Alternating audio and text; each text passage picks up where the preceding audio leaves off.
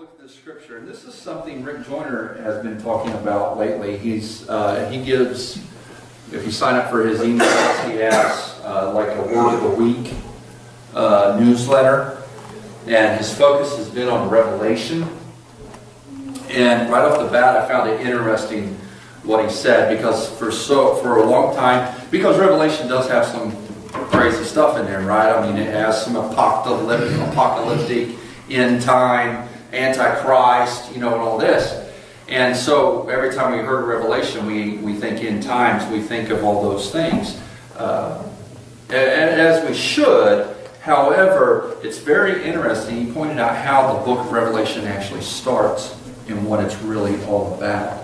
In Revelation chapter 1, verse 1, it says, the revelation of Jesus Christ. I think that's pretty powerful. In the midst of everything you read, that book is the revelation of Christ. Everything continues to point to Christ, to salvation. Even when you're reading about the churches, even when you're reading about the Antichrist, when you're reading about the dragon and the horror and all the signs and the stars, and it's all revealing Christ. That was interesting.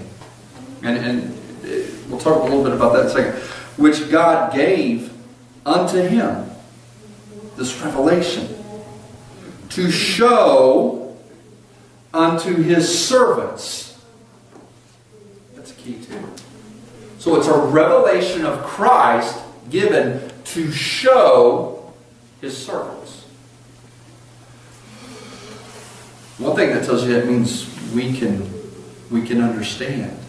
Hard to show if you don't read it, though, ain't it? What's that? Hard to show it if you don't read it, though, isn't it? It's hard to show it if you don't read it. That's right. That's right. They believe in that, and they won't read it. And it tells us that we can understand the revelation that God has given.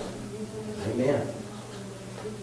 And it says, to show unto his servants things which must shortly come to pass. And he sent and signified it by his angel unto his servant John, who bear record of the word of God and of the testimony, here we go again, of the testimony of Jesus Christ, and of all things that he saw. Blessed is he that readeth. That's what I like right there. There you go. Yeah. And they that bear or hear these words of this prophecy, and keep those things which are written therein, for the time is at hand. What's really cool about that is, again, it's given for a purpose. It's given for a reason. It's given to us to reveal Christ throughout all eternity.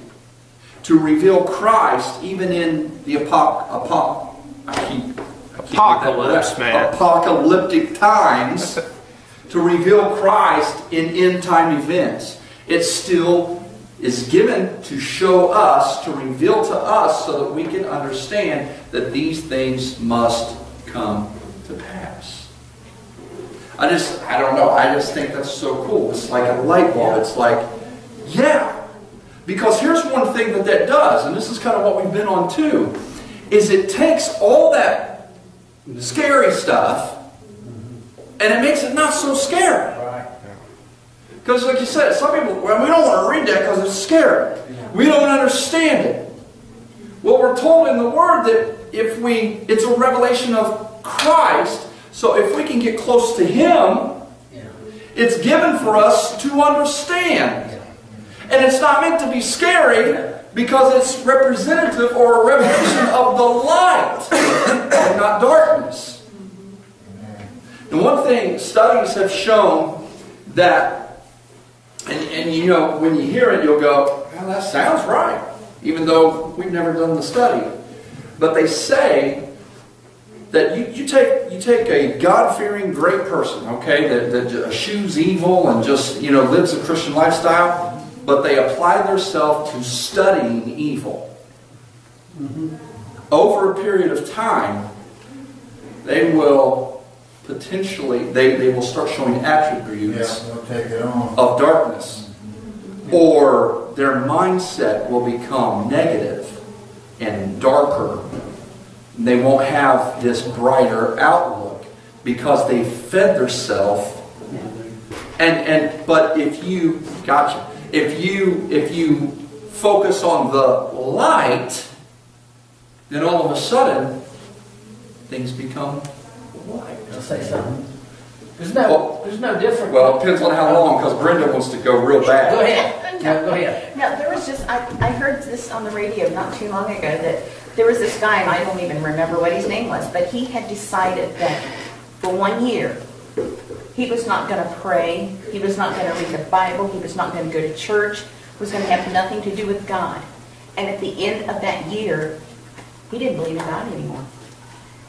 I believe it. So that just showed him. I believe it. Yeah. What's amazing about that was... Don't go too long because Greg wants to talk. I was listening to Moody on my way back from Anderson on Monday, and David Jeremiah was on there, and he was talking about the modern day atheist, how the atheist movement has changed over the years, and how it's became more hate driven towards any religion rather than just being passive. We just don't believe anything, go mind your own business. They're more hate driven now. But he goes throughout history and is naming one prominent atheist after another that spent years in atheism, outside of guys like C.S. Lewis, that wound up becoming Christians. That, I mean, when they finally really sat down and took a look at everything, atheism made no sense to them. Yeah. Josh, who was it? Lee Strobel. Yeah. Lee Strobel another guy. is a perfect example of that. He was an atheist, and so he decided to study, is there a God? Was there a Jesus? You know, he was an academic, and he was willing to take that study on. And he said, there's actually a video. It's called A Case for Christ. I think it is. He has a case for faith and a case for Christ. But I think it's a case for Christ, where he shares his story of where he started, and now through his study, he proved, basically God proved himself to him, and now he uses what he knew to fight against all of that. Yeah. You know what I mean? It's amazing how those guys. Yeah. It's amazing how those guys started filling their eyes and their ears with faith and came to the faith. Sure. And then you've had people in the faith who started turning their eyes from it and then winded up rejecting Well, that's it what the altogether. Scripture says. You know, I think it was Peter, right? He says, "Think on these things. Things are praiseworthy." What I was going to say is, You know, not think very long. about those things. The thing about it is we're in a warfare. There's nothing wrong with studying your enemy. Nothing. Right. And God gives you all the attributes of the enemy. And when you're studying that, you got to watch yourself so you don't go too far and get off into things that you shouldn't ought to study, because you can get too much. Like Perry said, Perry Stone said, we preached on the devil so long he showed up. You know what I mean? Yeah, So we couldn't right. be Yeah. on it for a while. Yeah. He started flipping on lights and doing stupid stuff, tearing our equipment out, and he's like, we quit doing that for a while. And the guy said, you might want to not do that so much, you know. Yeah. But it's really simple. You just got to, in that study, what you're doing today, last day stuff, you can get off in a bunch of places, and there's nothing wrong with studying things too, because a lot of the physical, worldly things tie into the spiritual things of where you're at in prophecy. But you got to watch where you get off into these trails. Like you said, there's so much going on. You just kind of waiting for things to click. But there's nothing wrong with studying your enemy, as long as you got God behind you and you're not off. Next thing you know, you're like Aleister Crowley and you're in a room and you got a candle. You know what I mean? And that's where it goes. Like I said, you don't never think you're going to get there or wherever, but when you start getting off the track and off of God's good and God's got the plan, you know what I mean? There's nothing wrong with studying your enemy, because when you see them things happen, you're like, oh, yeah, I know what that is. You don't have to get cracked in the head 50 times like I do, you can say, I know what that is. I studied on this. I ain't doing that. I know Well, that I mean, means. that's the thing. Like you take a football team, getting ready for Super Bowl Sunday. If a team's study the team they're playing, Yeah, that's a must. right? Yeah. They watch film. Yeah. They study their players. They study what the other team does. But they don't spend so much time on the other team that they don't even get their own game plan together. Yeah. They spend more time on their game plan than they do the other teams. But they do watch what the other team is doing so that they're prepared. Here's your strong points. Here's their weak points. Exactly. Here we go. Exactly. Yeah. Let's build off that. And so there is a balance to it all. But I think that was so cool the way. And if you want to get those email updates, you can go to rickjoyner.com or morningstarministry.org or something like that. You can sign up for these. He's spending a lot of time kind of walking through Revelation. But it's just right off the bat. I've never seen it that way before. Right off the bat. It's not the revelation of the Antichrist. It's not the revelation of the apocalypse. It's not the revelation of the end of the world. It's not the revelation of Jesus Christ. Yeah. That's powerful. Yeah. The revelation of Jesus Christ. So as we read through all that, again, it's all revealed through Christ. Which tells us, I got this. That's what God says. God says, I got this. That's exciting, man. It is exciting. Because here's one thing that's so exciting about it. And I don't want to keep just beating this, but man, it's exciting that to have this, to walk in the identity of whom God created you to be, and then walk with no fear. Walk with no fear. That what I do can't be stopped unless God stops it. The only ways it can mess up is you mess yourself up, or God says, stop. I don't want it to happen like this anymore. I want you to do this. And if God's doing that, that's what you want anyway. That's right. So technically, really, the only one that can stop greatness in your life is you. He'll make it work out. All things work together for the good of Christ Jesus. So. Exactly. So even things that seem bad, things that seem difficult, things that seem hard, those things that where we go, oh my God, why is this happening?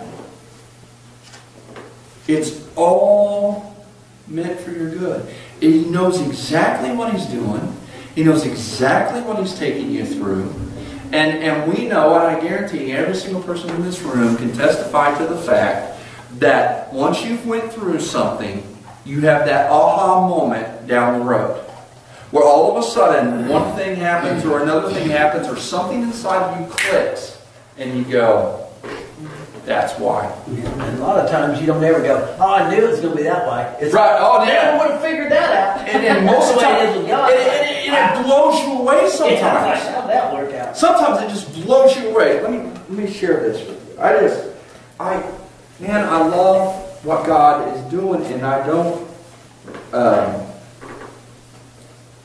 Everything that I talk about that God is doing in my life, I share it because I hope that it inspires people to realize that He can do great things in their life too. So that's why I share some of these stories. Sometimes I hesitate to share things because I don't want to come off the wrong way, but it's like this, we talked about this super lady that's running for, okay? So crazy the way God networks. You guys know that I like John Maxwell, and I started this certification process for coaching and consulting and speaking and things of that nature.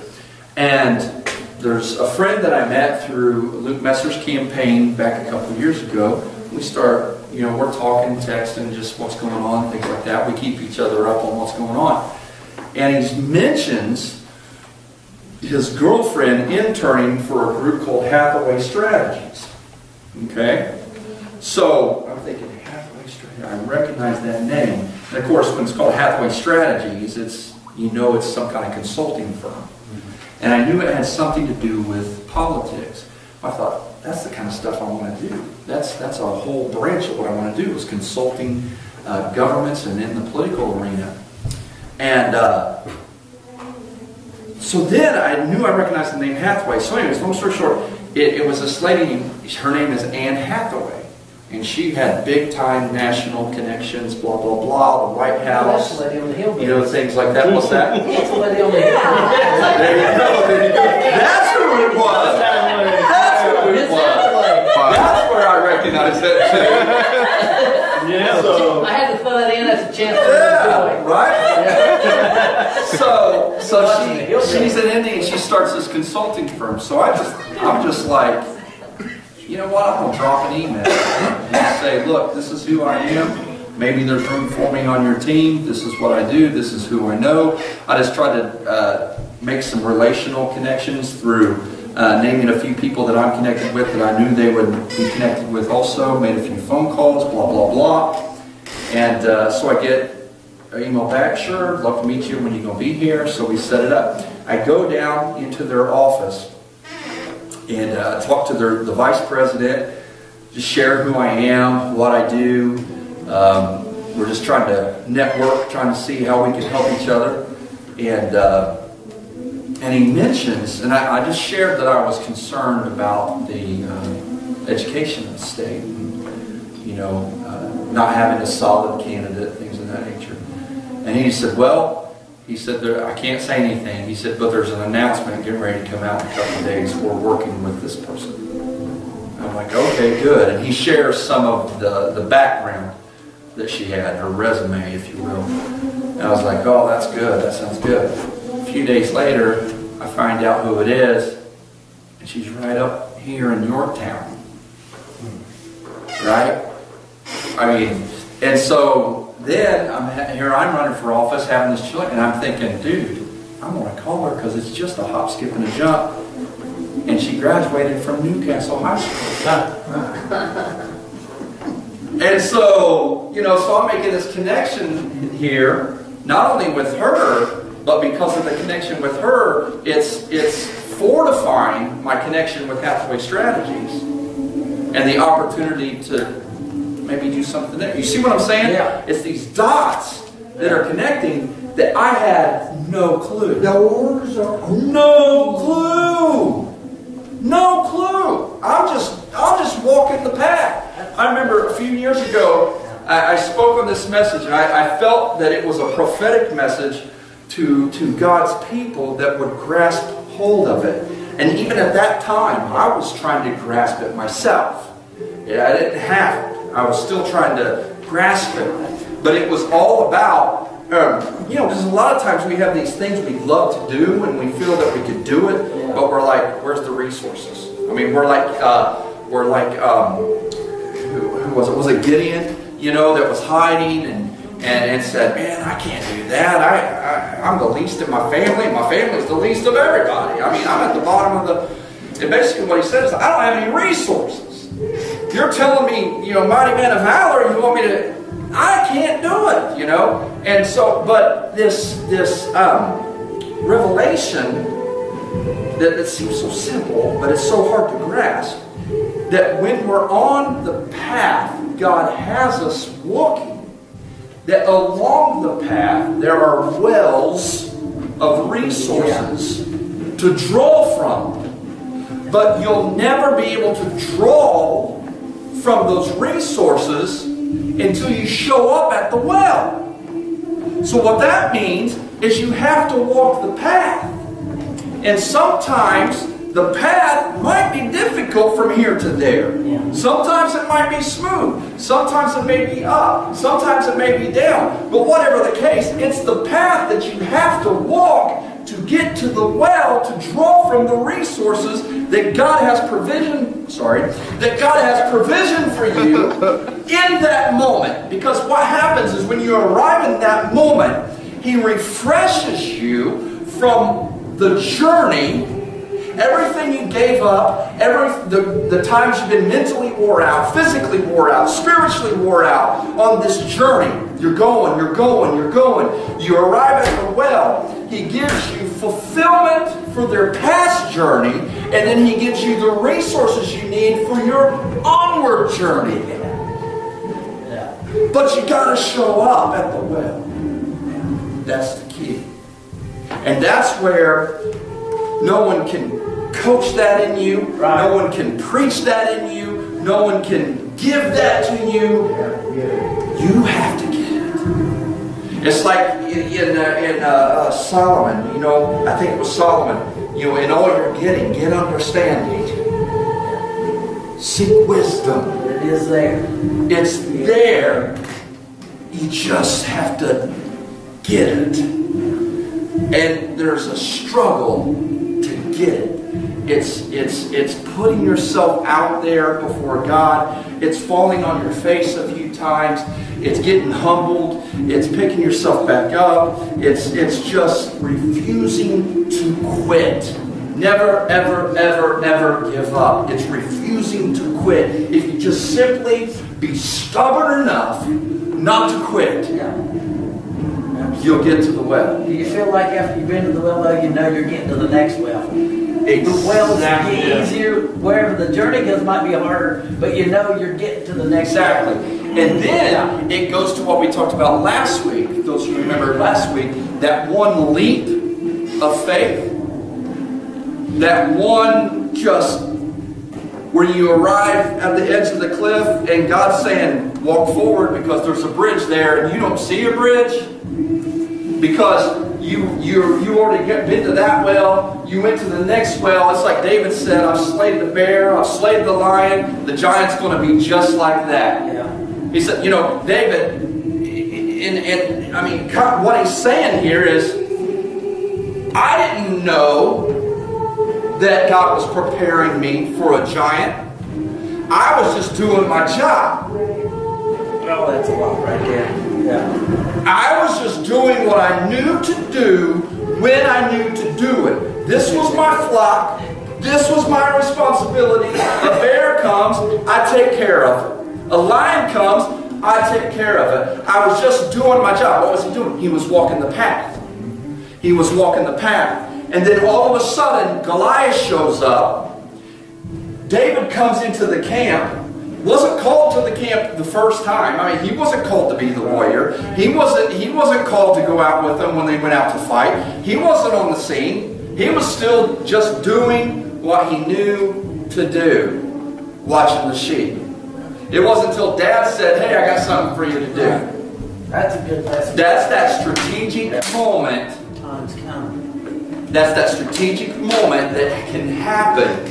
And that's that little email that I shot to Hathaway Strategies, not knowing who was going to read it or how it was going to get there. It's just, let's give it a shot. Right. Didn't know how I was going to circle back around. That's that David moment where Dad says, go feed your brothers. So he's just going to feed his brothers. He's not going to fight. He wasn't going to fight. He was just going to feed his brothers. But when he arrived on the scene, he found a well. When he arrived on the scene, he discovered, this is my moment. And there was his well. And when he drew from the well, it refreshed his journey up to this point. He said, that's what that lion was for. That's what that bear was for. In that moment, he realized, I've been trained for this. Yeah, he knew there was a God. And then that's where he said, is there not a cause? Yeah. He draws from the well so he can go forward. And the lion and the bear, neither one of them were parties. He knew he couldn't kill him. Neither one of them were parties. It was a test. It was something that he had to fight, something hard that he needed to do. Or at least what we would consider hard. There wasn't a party. He wasn't lounging. He wasn't going and having a fun old time. Right. In preparation for this thing that was coming in the future. It was something, it was work. Yeah. Like that bear. Exactly. You ever seen that relevant? That bear ate that dude do nothing with no bear. There's some little bears out there. That'd tear your head off. I mean, I think when he knew that he was fighting that, he couldn't kill that bear without God. He couldn't kill that lion without God. And then here he is facing this dude. He's like, not without God. These guys, why are they letting them do that? Right. There is a cause. Why are they letting him talk about God like that? I mean, see, that's where me and that. Why are they letting him talk about it? He realized in that moment he was walking in the Spirit of God, that he knew he couldn't be defeated. He knew in that moment what I'm talking about. That anointing, that power, that presence of God, that I am doing what I'm called to do, and because I am doing it, I can't be stopped. No matter what nobody says, this guy's getting his head cracked. Exactly. He's intimidating the army of God. Exactly. These guys haven't experienced enough to try to go do that because they haven't fought the bear. The relationship hadn't deepened with God enough for them to go out and do that. They're scared. Right. And and to continue this train of thought is some of you, if not all of you, are going to be like those pioneers that rallied the troops. Because David arrives on the scene, he had this understanding, this assurance, I can't be stopped. We are the army of God. We are God's people. This giant cannot do anything to us that God doesn't allow. And that's what he said. I come at you in the name of the Lord. It ain't about my gear. It ain't about what I have, what I've been accustomed. It ain't about anything. On the bus, I'm getting it's only about God. And with God, I can do all things because He strengthens me. So He steps out. He goes from the back and steps out to the front where nobody else was wanting to go. He puts his life on the line where nobody else was wanting to do it. He slays the giant through the power of God. He becomes the pioneer of the moment, if you will. Then what happened? Then the troops rallied. Then the troops rallied. Yeah, they were setting back. Yeah, they were scared. Yeah, they hadn't achieved that experience yet. They haven't arrived at that moment where they felt so assured that they couldn't be defeated yet. They just hadn't got there yet. And there's a lot of people like that today. They're trying to do what they know to do. They're trying to live for God. They're trying to do the right things, but they just haven't been infiltrated with that presence and power and that assurity of the Spirit yet. But when you step on the scene, and when you step to the forefront, and when you lead the way, all of a sudden something's going to kick in for them, and you're going to become a catalyst for them to receive what you have. Because when that happened, the whole army took off running at the enemy and pursued them until they slayed them. But I think their leader dropped the ball because he was the example for the army. Others before the leaders of God, they slaughtered tribes. That was twice as big example. But their leader was scared. They didn't see the presence of God on their leader, which should have been. Because if David was leading at that time, they know if we got 200 people or 5,000, God showed up in the mulberry trees. So it was their leader that didn't have the presence of God for them to go, oh, we can kill these guys. Right. You know what I mean? And I think that came from their leadership. And that is the importance of leadership. At that time, One thing, one of John Maxwell's sayings is, everything rises and falls on leadership. Yeah. You lead from the back forward, not from the forward. Jake said that. There you go. Leadership starts in the back. It all starts with the bumper sticker. Hold the card again. It all starts with the bumper sticker. But yeah. So, guys, I believe with everything in me that your persistence, your openness to pursue God, your desire that's driving you is going to continue to lead you into great things. And you may not, you don't have the full picture. I get it. I don't have the full picture. But we're one step at a time, one moment at a time. And you don't have to fret and worry. Just live. Live in accordance to the Word. Live in accordance. And when your moment comes, don't back down from it. Because your moment, sometimes, depending on, it all depends on what we're involved in. But your moment is going to challenge you. It's going to test you.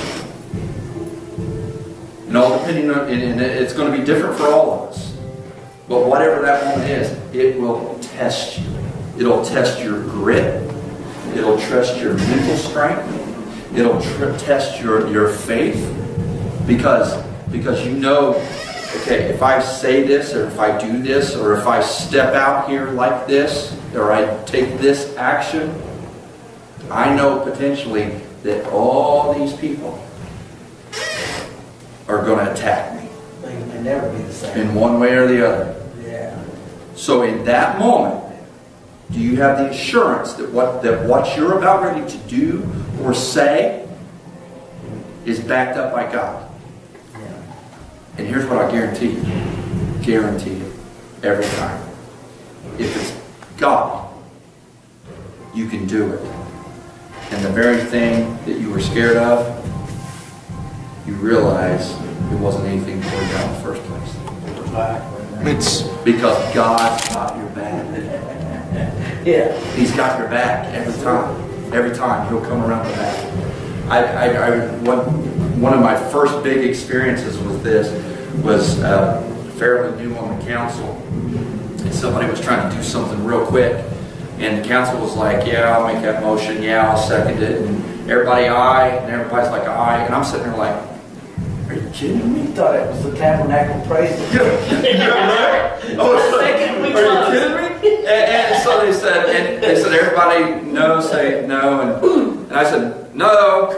And they looked, I said, and it's like they didn't see what was happening, Yeah. And in that moment, I was the one that was sticking out. And the person that I just voted no to his idea had been a pretty influential person in the county for many, many years. And I just looked at him. I said, hey, I'm sorry. I said, you just presented this today. And I said, I can't go with it because there's a reason why it happened. I won't go into all that because one, you probably don't care, and two, he's recording it. So, but anyway, you can stop it. No, but what ended up happening though, there was someone in the crowd that was a sheriff at the time that he knew what was going on too. So he left, gathered information, and I just left the meeting, went to church, and didn't worry about it until later that evening. Found out God had my back. He went and gathered information, so when the commissioners went to vote on it, and it would have been a done deal, he stood up and said, wait a second. And he went through his stuff, and it got voted down. And then after that, people were saying, well, Clay actually did the right thing. Clay actually did the right vote. And so that's what I mean. That moment was one of my first preparations to some of the things I've recently been in. I feel good too. It does. Yeah. Because God's got your back. Yeah. Because it wasn't because I wanted to be somebody. Right.